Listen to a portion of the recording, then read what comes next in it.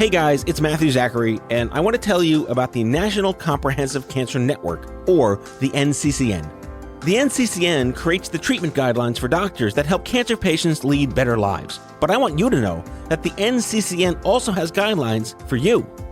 The patient guidelines were funded by the NCCN Foundation and were created just for people with cancer and their caregivers. They're free, they're easy to understand, and they're available right now for you, the patient and the caregiver. So go check them out at nccn.org/empower.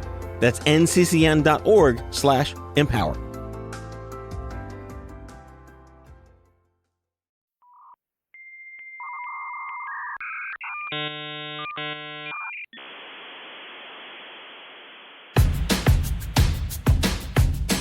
I'm as mad as hell, and I'm not gonna take this anymore! If anyone here is into those reality shows on TV where doctors look at really gross things with patients, well, have I got a show for you. Live from the award-winning TLC show, My Feet Are Killing Me, Dr. Brad Schaeffer joins me to talk about all the things related to feet. But more than that, Brad is a genuinely amazing human being.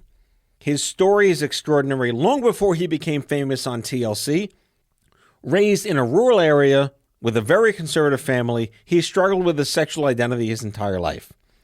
And he found his true self only recently and decided very bravely and very publicly to come out to America about who he really is.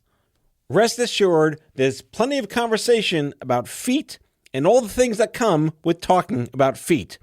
But there's way more to learn about who this man is, what he does, what he stands for, and why you shouldn't just go watch the show because the show is pretty cool. My daughter's a huge fan. But he's very passionate, he cares about people, and he's practicing Hippocrates every single day. Ladies and gentlemen, the one and only, from TLC's My Feet Are Killing Me, Dr. Brad Schaeffer. Enjoy the show.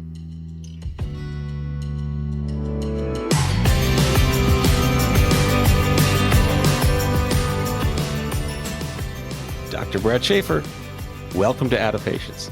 Thank you. Thank you very much for having me. As a successful podiatrist, you are not out of patients. There are aplenty in your practice.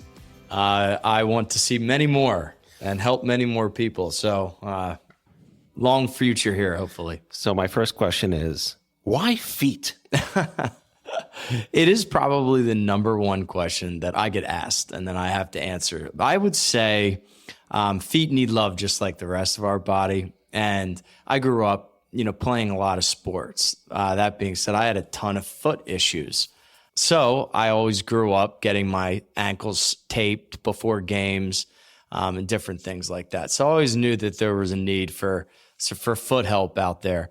A lot of people think I have a foot fetish, and so do a lot of podiatry people in this world. But no, I don't have a foot fetish, and I don't think a lot of podiatrists do. Well, maybe some. But no, it's really just a passion for the body, and it's, I think, one of the most critical parts of our body, and it needs some love. Most people probably don't know you were a sports athlete. They know you for your TV presence and your doctorhood. I was reading up as I stalked you about all the work that you've done, in high school and college. You are like pretty much a pro athlete. Oh man, I wish I was more of a pro athlete. When I went to college, I wanted to be a professional baseball player. So I went to college to play baseball. And then before that, I played like basketball, soccer, and baseball in high school. But I wasn't good enough to go any further. But I certainly had a lot of fun doing it. My dad was my coach. My grandfather kept score, so I had one of those like classic families. I saw in some of the writing like you were like a Lenny Dykstra fan. Yeah. Good old Southpaw. Yeah, Lenny Dykstra was my childhood favorite player just because of how hard he played. He hustled like crazy. They called him Nails. Pete Rose also is a huge fan favorite of mine. It just so happens that they're probably two of the not best people in the world, but their hustle and baseball playing skills were what I've really looked up to. Yeah, like pick your poison. Yeah, I guess talent so. versus reality. Yeah, seriously. So Lenny Dykstra was a hero of mine with Gary Carter and Dwight. Right? I'm sorry, Dwight Gooden. Dwight Gooden and Darryl Strawberry. Yeah. But I gave up on sports when they won in '86 because I knew they'd never win again. Oh, I don't know. I hope you're right because I'm a Phillies fan. Okay. Yeah, I saw that too. So Yeah. so even though you had a Lenny Dykstra fetish, wait, did he go to the Phillies? Yeah. So Lenny went to the Phillies after the Mets. So besides our love of Lenny Dykstra, I lived in Hoboken Oh, that's a fun fact. back when you took your life in your hands in the late 90s. But you went to school there? I heard it was bad. No, I went to residency there. I went to medical school at Temple University School of Podiatric Medicine in Philadelphia. And then residency, I went to Hoboken University Medical Center. Now it's CarePoint Health. And I live there to this day. Love Hoboken and yeah, just huge fan of the area. So I was there in the late 90s before it got pretty. Right. And back when the Hoboken Clamberoth House, those are all the pinky ring wearing questionable gentlemen would gather on the weekends to discuss where to bury a body. So that's not there anymore. That got taken down. I went there also a few times, but I never saw the pinky ring wearing gentlemen. So the trivia question, have you eaten at Benny Tudino's? I have. They have the biggest pizza slice in Hoboken. They used to have a contest where if you could finish 2 pies on your own, they give you a third for free. Oh my gosh. That's like, what's that, Man vs. Food? Not your show. Yeah. Man, I would say not worth it. Yeah, that would kill your insides. You ever get the, but you don't look like a podiatrist. What does a podiatrist look like? Exactly. I just go back to like whatever the Steve Martin Little Shop of Horrors if he was a podiatrist. Sure. All right. No, I definitely could understand that. I mean, I think like throughout the years, doctors can become a little jaded with different things. But I try to practice what I preach. And that's really about in health and wellness and, try to aspire people to just be the best version of themselves. And when they're sitting, in a treatment chair and looking at me, trying to tell them like to get up and running and exercise and live the quality of life that they deserve. I mean, I want to rep that. So try to keep up with myself. Do you think most people understand that you're also a surgeon? Are there podiatrists that do not do surgery? Yeah, man. Podiatry back in the day was called chiropody. So you would like take care of nails, calluses, warts and different things like that. And then over time, it grew so much to where that's all we're trained to do is surgical reconstructive residency programs. And then if you decide after that to not be a surgeon, that's your choice. But everyone needs to go through a surgical residency program to become a podiatrist. And how quickly did you adapt to the smell of formaldehyde while doing anatomy? That never bothered me. It can smell. It can smell, but you get used to that pretty quick. And for some reason, that never bothered me. The smell of pus and infection, buddy, that still bothers me. That's a rough smell. It's a good thing this is an audio experience. Yeah. Like smell-o-vision. No one wants to be smelling that right now. So I suppose you don't really have a fear of blood or needles, or did you when you've overcome it because of your job? No, that's a good question. No, my whole life I've never had an issue with blood or if anyone hurt themselves. Like I was able to be there and try to help them out. But yeah, no issues with that. But it's a thing. All right, so let's channel. You're a 90s kid, right? Not an 80s kid? Yeah, 83 I was born. Okay. So kind of 80s and 90s. You're going to be 40 soon. Yeah. Are you prepared? Yeah, I guess so. I always say, age really is just a number, depending on how well you take care of yourself and stuff. If you don't have any major injuries or anything, you can really stay young for a very long time. But thank you. Thanks for letting me know. What products do you use? Yeah. Right? Not a sponsor of this show. Yeah, hair pills, right? So let's get into probably why most people give a shit that I'm talking to you, which is you're a fucking TV star. Where did that come from? Can we curse on this show? Oh, by all means. This is rated R all the way. Awesome. Yeah, so for probably about 3 or 4 years now, there's a show on TLC called My Feet Are Killing Me. And I'm one of the featured doctors on that show. And we treat everything from like crazy bunions to like almost looks like horns are growing out people's feet. And those are really just, corns and calluses and nails that look like Guinness Book or World Record style. But yeah, the show's been awesome, super humbling. And we're doing a lot of good out there. So hopefully it just keeps resonating. Why do people wait 30 years to go to a doctor? Don't they realize like if I can't walk for like 7 years, I should probably see a doctor. Yeah. Listen, I agree with you. My ex-boss used to say time, fear, and money.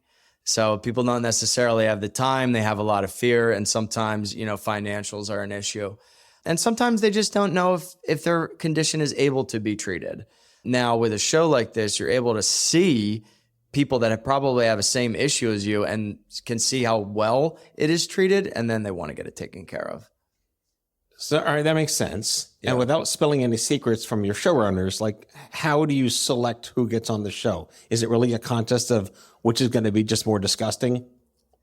So it's a pretty rigorous routine. So they apply to the show, and we'll do video calls and different things like that. And then once the patient is chosen, then we'll do a call with the patients also to make sure that we are able to treat it on TV. Once everything checks out with, their medical history and we know that the patient's going to be good, then we have them, fly them in, and then we do everything pro bono. So they're getting care that, they wouldn't necessarily get. Put them up in a hotel and stuff, do the surgery and follow them throughout all their post-op care plan. And it's been a great experience. No, knock on wood, no real complaints yet. Did the show exist before you and Dr. Ebony were there, or you were the first two and the only two that they said, we got to get these two people to be the stars of this show? So the success of Dr. Pimple Popper, Dr. Sandra Lee, she was really just doing big things in the derm space. And I think what a lot of networks were looking for was kind of like, what is next? And feet are kind of just as wild and exciting, some sexy, some disgusting, but it's feet, and it's really intelligent how they, figured it all out. But they kind of found then two doctors that I think they thought were marketable, West Coast, East Coast, different things. And they invited us to film a pilot. And it was really just blind faith saying like, oh yeah, they're not really going to use us or anything. And really going to treat our profession right and the patients right. And once we really went down the rabbit hole more, it was like a marriage made in heaven, honestly, with Renegade Productions, TLC, myself, and Ebony.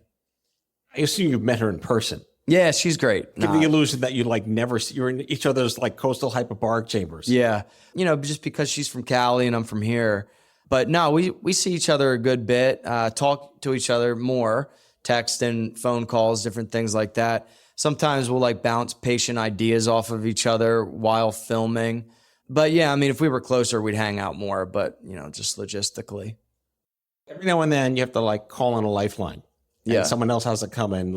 Do you just need the sort of the pure advice, or is there anyone better than Brad, or is it different specialties? How does it work? You can definitely learn from anyone, but there's another doctor that's featured on the show. Her name's Dr. Sarah Holler, and she's one of my best friends. Still even to this day. So during surgery and different things, I'll always utilize her in my surgeries, and she'll utilize me in her surgeries too, just because we're so close to each other, and we really work well together. So yeah, we do that easily every surgery that we do on the show. But in real life, I work in New York City and she works in New Jersey. Clearly, there's a lot of cliffhanger bait on this show, right? They might die if I don't do this. We'll be right back after the break, right? Yeah. It's death and destruction to the planet after these messages. Yeah, and that's what's so great about the production team and what they put together. You want to keep people on the edge of their seat, and that keeps them there. But yeah, there are a lot of dicey moments, in surgery, and the risks are real, and sometimes it can be super scary. So, we really just try to maintain a lot of poise, relax, and get the job done. Do you belong to, is there an American Podiatric Society, a professional society in this country? Yeah, there's a couple of them. I belong to the American Board of Foot and Ankle Surgery. And then there's other ones like American Board of Medicine, Podiatric Medicine, different things like that. So my question is, all these, I work in oncology and health tech and whatnot, all these emerging new devices, are you part of the device development companies? Do they need folks in your category to get in there? Oh, this is not going to work. This is going to work. I haven't been approached by anyone like that, but I'd be more than happy to do that in the future. I'm doing a lot of work with this company right now. It's called Treese Medical, and they developed this like 3D Lapiplasty procedure. They can really like fix a bunion better than ever before by like correcting it in a 3D plane rather than a 2D plane. That's probably what I'm most passionate about right now, just because I just love what they did. I put in a lot of hours to be trained on it. And yeah, so anybody that needs bunion surgery, come see me. I got a new technique for you. Yeah, that's my whole point, is there's always emerging technology, waiting in the woods. We've come a long ways in ether and amputations of the Civil War. Yeah, that's true. I mean, every 10 years, it just seems like things advance. I know my dad's trying to get his knees done, and he's waiting for like the next knee to come out or like the next implant. But now's the time. I mean, it's a great time to do stuff like that. And especially with foot surgery, like we really are at the top of our game right now. And there's a lot of great things out there. We're going to take a quick break and be right back with Dr. Brad Schaeffer. Stick around. From these messages from, I don't know, the electric company, 321 Contact. No, you were DuckTales. Yeah. From DuckTales. Woo! Life is like a hurricane.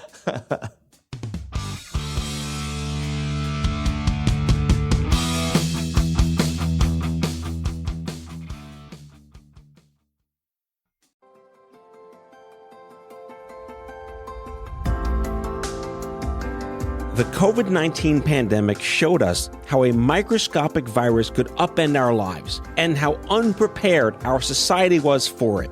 There's so much more out there that we need to understand, which is why I recommend subscribing to Crooked Media's America Dissected, hosted by former Detroit Health Commissioner Dr. Abdul El Sayed. Each week, Dr. El Sayed sits down with doctors, scientists, culture makers, and policy leaders to ask questions like, how could new genetic discoveries change our relationship with our own genes? How could addiction to social media change our brains? Or how even climate change could make the next major pandemic more likely? To hear discussions on these topics and more, check out America Dissected from Crooked Media. New episodes drop every Tuesday. Listen on Apple Podcasts, Spotify, or wherever you get your podcasts.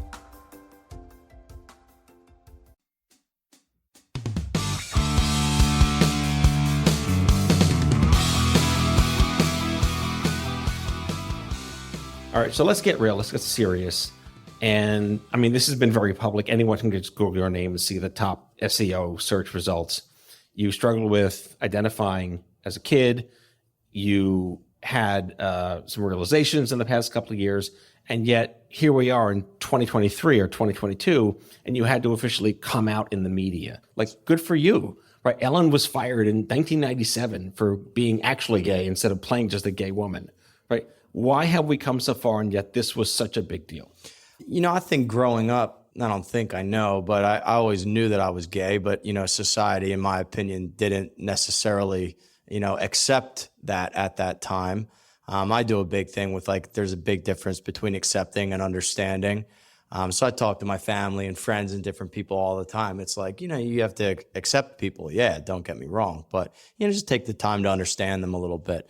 So my whole life was just really about, accepting and understanding myself and not being labeled and put in the boxes that, I kind of fit into. It was like this straight Christian athlete, white male, that, was everything that I was embodying at that time. Went to a Christian university, played baseball, got married to my wife at the time. So really just try to fit into those boxes.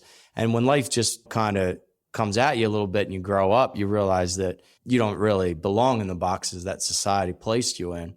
So once you have a little more confident and you feel good about yourself, you're able to, understand better. So when I became a little more enlightened to everything, unfortunately I had to get divorced, but, my wife at the time didn't belong in that box. So it was a great thing. We're still best friends to this day. So I came out 10 years ago. No, easy.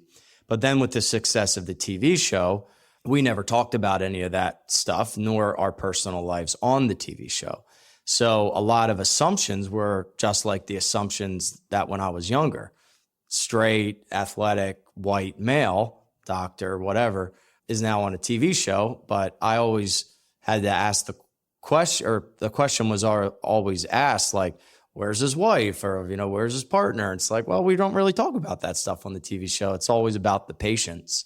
So once the narrative started getting switched up a little bit in the media, I just thought it was time, you know, to just say, like, yeah, I never said I was gay or straight in media, but now's the time because you guys are the one that's saying I'm, you know, straight again, you know, so I just figured it needed to be clarified. I mean, did you have to go to the network first and say, is this okay? And did they like, we have to do a whole PR campaign around this? No. TLC or Renegade Productions, the whole team, no one ever cared about that, nor did we script anything around that. It was all about just the patients, and our personal lives were never really featured on that. Like, I was on a reality TV show with Dwayne Johnson. It was called The Titan Games. And we had some personal, you know, stuff in there, like where he grew up, what sports did he play, different things like that. But it really didn't dive into anything, nor is it a topic. And I think that's what the evolution of society is, you know, no one really does. A lot of people still do care. And unfortunately, it is still freaking important. So although, yeah, no one should care anymore. Yeah, we all get that. But I think it's important to see, you know, somebody that's, you know, in a different way, not what society labels as a gay man in the media. And I think I'm a little different than what society views as a gay guy. And I'm cool with it. I hope that I can help people that never saw themselves in, you know, someone else and sees themselves in me. So does that mean you've gotten, but you don't look gay? Yeah, look or act gay, I guess. So my response always to that is, what a gay guy look, you know, or act like. But it's exactly what is portrayed. It's the caricatures, it's the stereotypes on TV and cartoons and, you know, everything. You know, so I'm sure if, you know, you say, what's your stereotype of this person or this religion or that race? Everyone could draw a cartoon of it. It's the same thing of gay, straight, lesbian, whatever. You could draw a cartoon of it. And it's literally just the way we're scripted to think of that. And it's sad. So everyone's placed in the boxes and it's total bullshit. So we're big fans of the Golden Girls. It's like the endless sieve of Golden Girls in our house every night. There's an episode. And we watched the pilot episode like a couple of days ago. And they had a gay housekeeper. Oh, nice. On the pilot. No one knew. It's like when the Cosby launched, they had 4 kids. They needed 5. They forgot one of them, right? Because he had 5 kids in real life. Sure. But Sophia called him the fancy man. Where's the fancy man? Where's the fancy man? I mean, anyone listening could just go Google the pilot of Golden Girls, and they had a gay housekeeper. They got rid of him when they started the real season. Because the network's like, we don't want this. Right. Oh, that's so wild. I didn't know any of that, but I know the Golden Girls are big amongst the gay community. That's one thing I haven't gotten into yet. I read that you first came out to your dad. Yeah. Can you talk about your father? Yeah, sure. My dad's great. Still really close to this day. He was literally like my best friend growing up. We were at a Phillies game, drinking some beers, throwing the football around a little bit. And, you know, now it took me a while to get to this point, but maybe 10 beers also. But I finally came out to him and just let him know, like, hey, I'm gay. And that was it. And, you know, after a few tears and stuff, we kept drinking beers and, you know, threw the football some more. It wasn't a big deal. His brother was gay also, and he's, you know, obviously still gay to this day, present tense. And he has a partner of many, many years. So it's not like it's left field in our family. That's the odd fortune you faced. Like, you weren't under possible what's wrong with you, stop being gay. I mean, these are things, I have many, many friends in high school in the 80s who dated girls, and you could just tell they were struggling. They were really upset. I was the theater major. I was like the straight guy in theater in undergraduate. And like, yeah, I'm from New York. Like, we just don't care. Just don't be a jerk. It's the only thing I care about. Yeah. And you could just see the struggles. And this was the height of HIV. And this is, again, Ellen getting fired was like the worst possible thing. We're still fighting for AIDS rights. Yes. And then there was cancer with AIDS. All these things were just boiling up in the late 90s. So how did culture impact you then? You know, because again, you're a 90s kid, but what media did you consume? What TV shows, what movies did you watch? Like, did any of that give you a better sense of your identity? I guess, honestly, the answer to that is no, because, in my opinion, in my, recollection of that time, there was not really too much out there, especially that I was, watching. The 80s were very scary. So I was like, 8 or 9 before the 90s hit, but it was into the 90s, before we really started acting up or, different things like that, to where we started standing up for ourselves in a way that, because no one else was. Now, I don't remember those times, but when I look back and, Larry Kramer was at the forefront of the movement in New York City and really progressing our knowledge of what this was, we needed to fight for ourselves because not really many people were. People stood up for COVID pretty quickly because everyone in the world was dealing with it. But as far as HIV and AIDS are concerned, no one really took too much time to dedicate to fixing this ASAP. So it was wild back in the day. It was out of fear, really, that a lot of people didn't come out. I'm sure when you were in theater, it was due to fear. But me being in the 90s and stuff, I wasn't involved in that, so to speak. The Ellen thing, I do remember. That was crazy. But no, man, it just was not in front of you. So you just had to deal with it on your own. I don't want to skip over your uncle, who you mentioned is gay. And when you came out to your dad, was he in that conversation? Was he wrapping himself around the love and support you needed right then? Yeah, I mean, I think, even during that time, when my uncle would bring around his partner, it would be like you'd be bringing around his business partner, so it would always be, is he? Maybe, no one knows, don't ask, kind of like within like the military. It's like, don't ask, don't tell. And that's just sad because it brings me back to my whole thing is like, there's a big difference between accepting and understanding. So yeah, my family's definitely come a long way, and my uncle is awesome. Like we used to hang out all the time, go on different vacations and stuff together. And I mean, I just saw him this past weekend, for a holiday. So no, he's an integral part of my family. And I think it brought him and his brother a lot closer too, because the appropriate questions started getting asked rather than just accepted. And to have that dialogue is everything, whether it be with friends, family, coworkers, just have open dialogue. It's honestly one of the reasons why I came out publicly last year is because I just felt like the dialogue needed to continue with the Don't Say Gay bill and, different things like that. Yeah, we've progressed a lot. There's been so much progression, but yeah, there are people that want to put you back, in a closet or again, don't ask, don't tell, just shut up. It's like, give me a break. What am I hurting you? Well, this episode is not sponsored by the state of Florida. Yeah. This has happened a decade ago. There were no comments sections back then. Do you read the comments sections? I do not. Does someone read the comments sections? No. No, I let all that ride.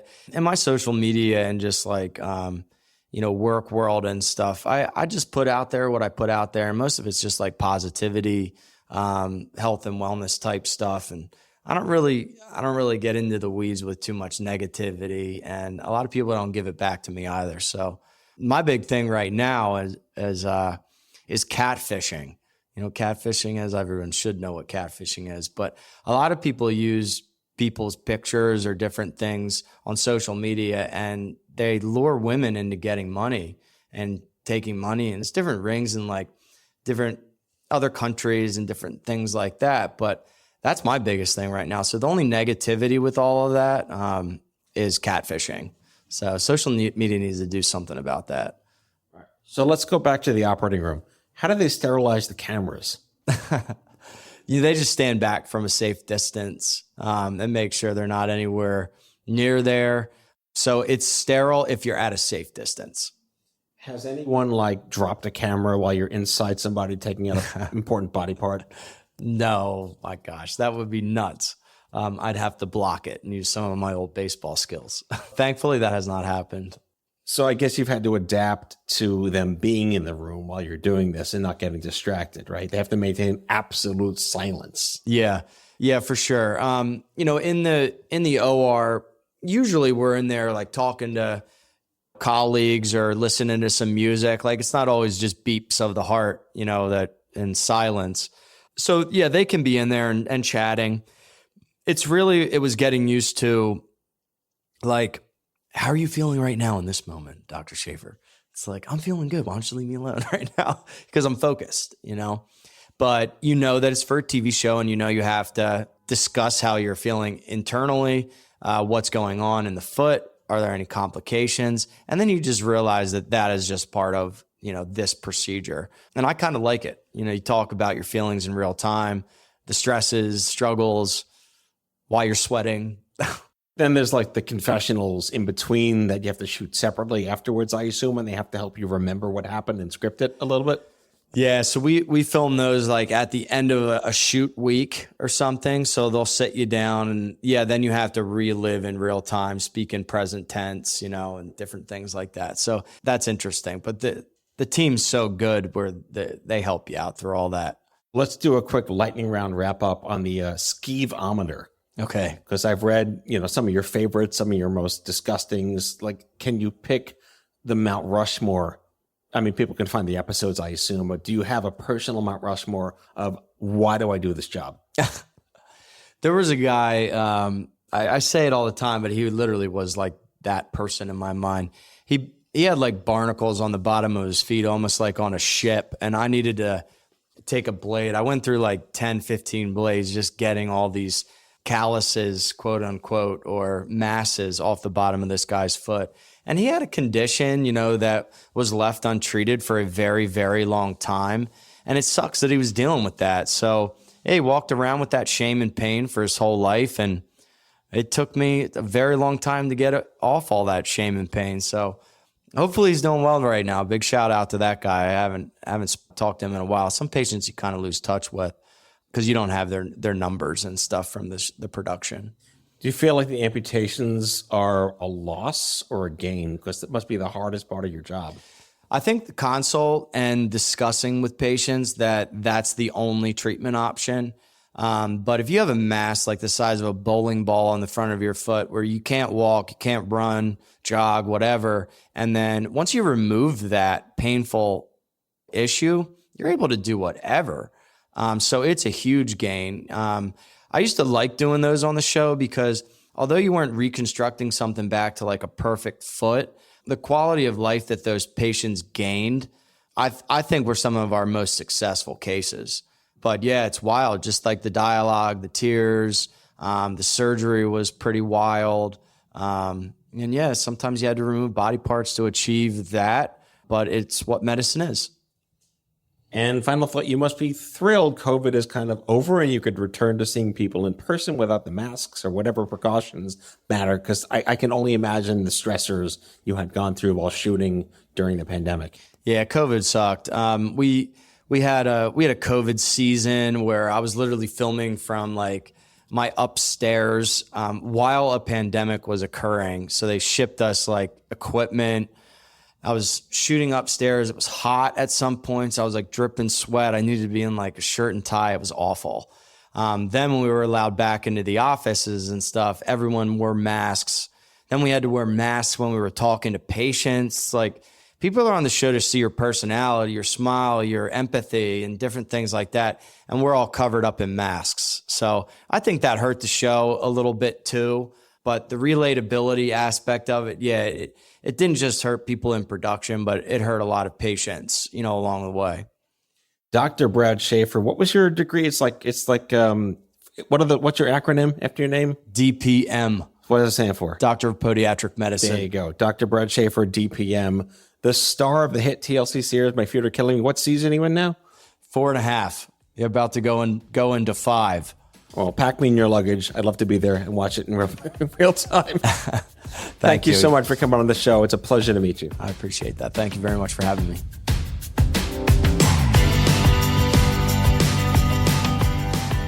Out of Patience with Matthew Zachary is an OffScrip health production. The executive producers are Matthew Zachary and Andrew McDowell. It's mixed and edited by Kyle Moore. If you like the show, ratings and reviews are always welcome. Leave us a message anytime at 855-AUDIO-66. That's 855-AUDIO-66 to share your healthcare shitness with us, and we might just play them on the air on a future episode. For more information about this show and OffScrip Health, visit offscrip.com. That's offscrip, no T.com.